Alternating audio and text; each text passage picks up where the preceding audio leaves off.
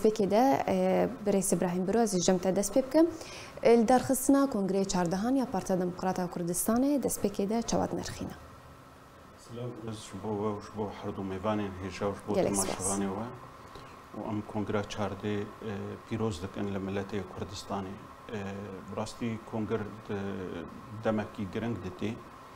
û em dizanin jî yanî rewşa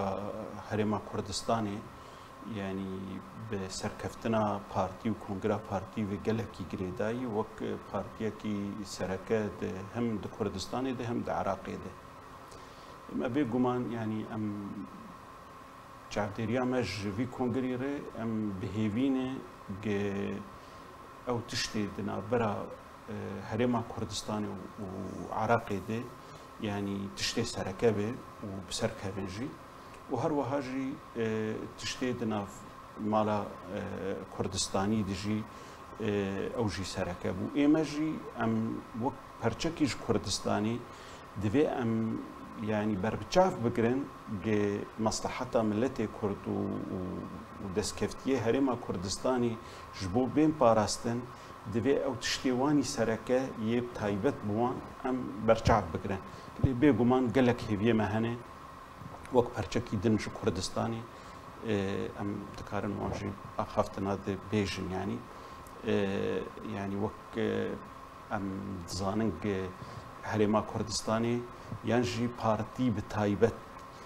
dîrokek dirêj heye di alîkariniya perçê dinî Kurdistanê de. Îja ez bi taybet ji bo Kurdistana Sûrî bêjim berî 5 salî yani piştî beyana 11 Azarê Barzaniya Nemir kongrekî taybet ji bo aliyên Kurdî li Sûrî çêkir ji ber partiya yekemîn di Kurdistana Sûrî de bû dibeş. Hingî yani Barzaniya Nemir dilşewatê perçeyî dinî Kurdistanê bû hemû alî anîn û doz kirin kongrek li herêma Kurdistanê di wê wextê de çêbû. û bêguman jî yani di van 10 salên dawiyê de bi taybet yani di şoreşa Sûrî û vir de 12 salan vir de yani Cenabê Serok Barzanî hem ji aliyê siyasî yani rolekî gelekî giring lîst di navbera aliyên Kurdî de û serê keftin cêanî hem ji aliyê insanî ve yani derîkî taybet vekir ge nefermî bû ji alî dewleta Iraqê jî lê bi hêza siyaseta Kurdistanê û Cenabê Serok Barzanî dikarî bû wan dewletê pêwendîdar bi rewşa Sûrî ve qanî bike ge ev milletê han bi haceteke ev derî hebe û ew derî yani çiqas zehmetî û astengî ji aliyê PYD ve û ji alîkî ve wan destê xwedanî ser û ihtikar dikin lê rojekê yani herêma Kurdistanê û Cenabê Serok Barzanî nehiştiye ge bibe kaxetek daqtê li ser milletê Kurdistana Sûrî. Her wiha jî yani ya giringtir ji vê tevdî herêma Kurdistanê rolekî wênî mezin heye. Ew rola han girêdayê heta astekî mezin bi Cenabê Serok Barzanî ve îro jî bi serokê herêmê ve bi serok wezîr ve têkiliyê wanî navdewletî û herêmî ew têkilî yani wek yê dewletan e em bi xwe jî hinekî dikarin fêdê ji wan têkiliyê wan bikin û em bihêvînê jî piştî vî kongrî yani hinekî karibin wan têkiliyê xwe ji xizmeta perçeyîdî Kurdistanê kin bê em bihêlin tehdê li herêma Kurdistanê û destkeftiyê wê bêkirin. Bandora Partiya Demokrata Kurdistanê li ser Rojavayê Kurdistanê piştavanîkirina doza Kurdî ji dema ku hatî damezrandin û ta weke niha bi çi rengî?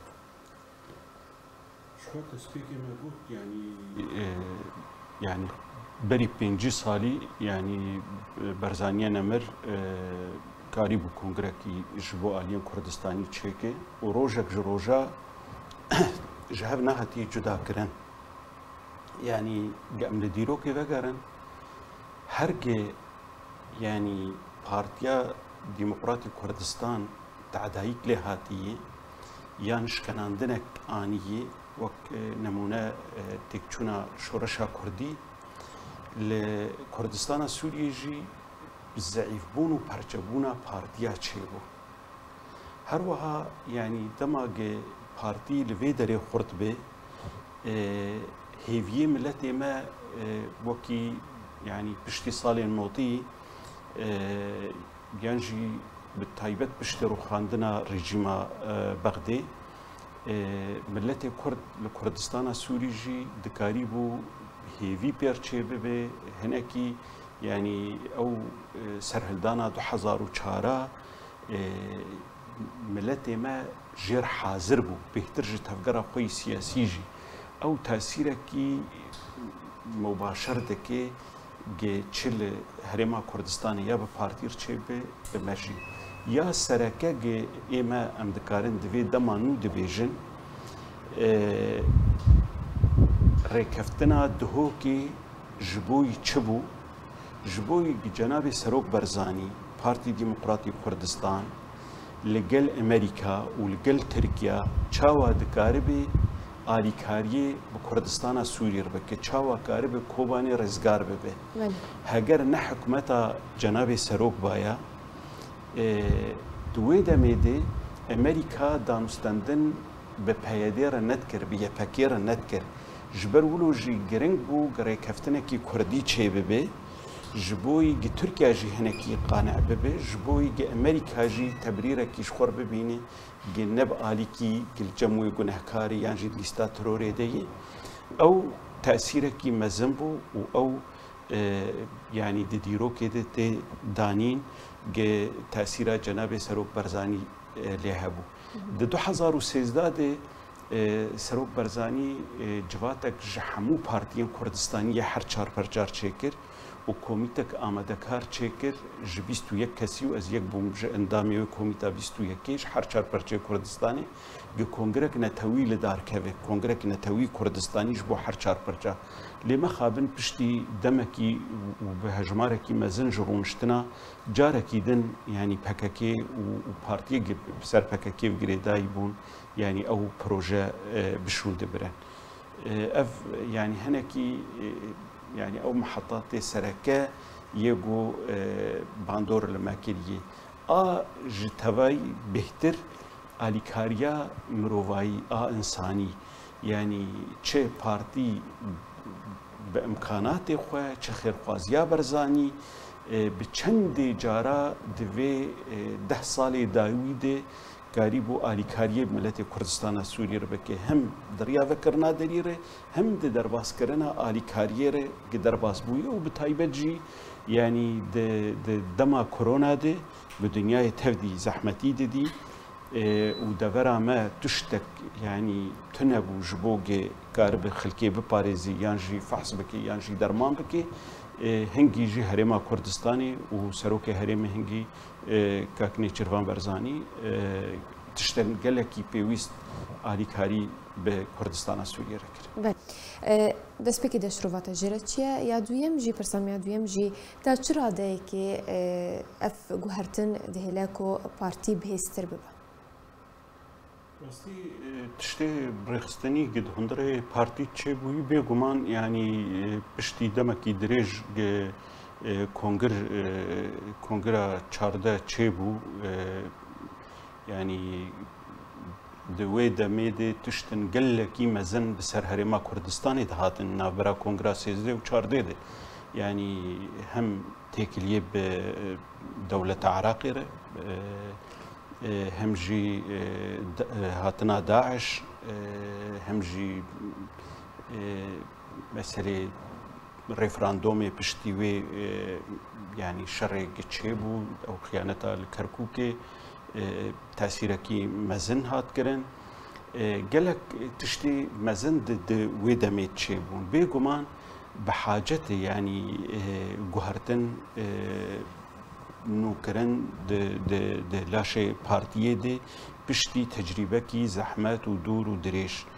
وانا يعني ام وكي حمو خلكي كيف خوش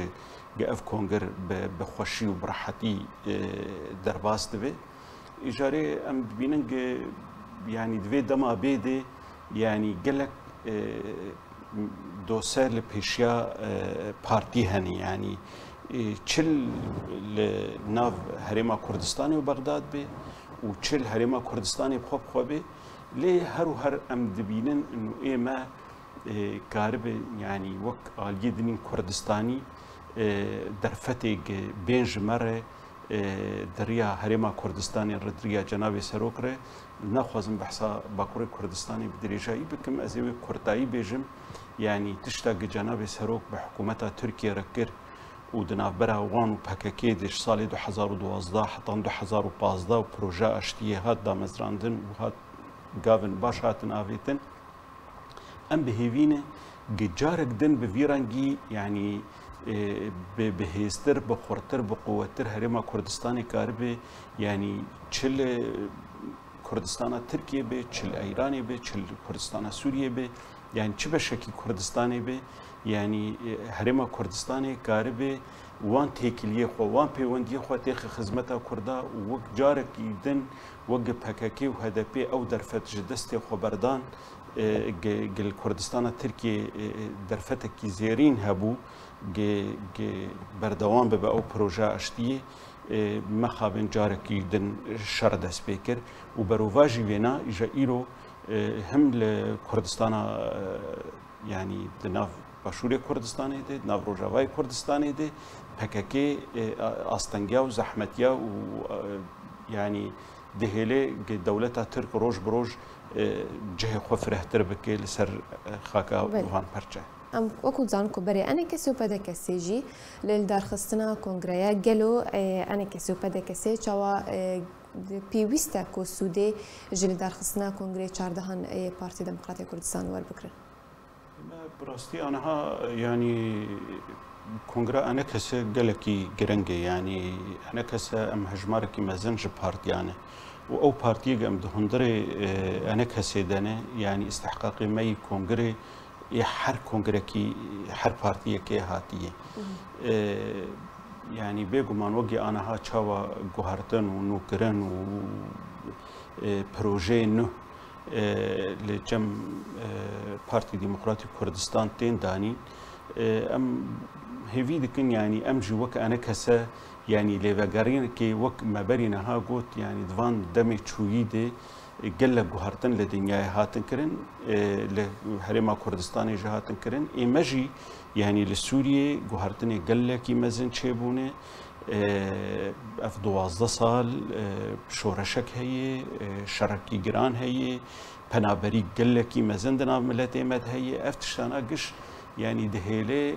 ام د چه کنگره پارتيين خدبه يعني انا موك بارتي كي تيجي سر کنگره بارتي پدكسي سر دريو کنگره انجمنان اجتماعي كردي سر دريو کنگره اوايا تفده دوی امکاربن هنکی لوگره که يعني د مسئله خوی سیاسی تایبه تکلیه خو به دوست و حواله خوره به خلکی ناف هم ناف خلکی سوری ده هم جی هریمی و ناف دولتی يعني امكاربن روشا خوي سياسي وهر وهاجي د آليه رخصتني ديجي بيغمان يعني جنو كرنك تشينبه ام دوري ملتي خود كفن دوري جنجه خود كفن يعني دوين كرنك تشي جاليه جنجا تش جاليه جنا دهندري في تفغري تشي بش بر يعني تاني ام بمينن وكي بري 12 ساله ام انها بنفسها ادواتها وبنفسها اشخاصها كاربكن بيغمان وخسارتك بله گلک سپاس جبو میوانی من برس ابراهیم برو انجام کمیته پیوندی در و انجمن اجتماعی کردی لسوریه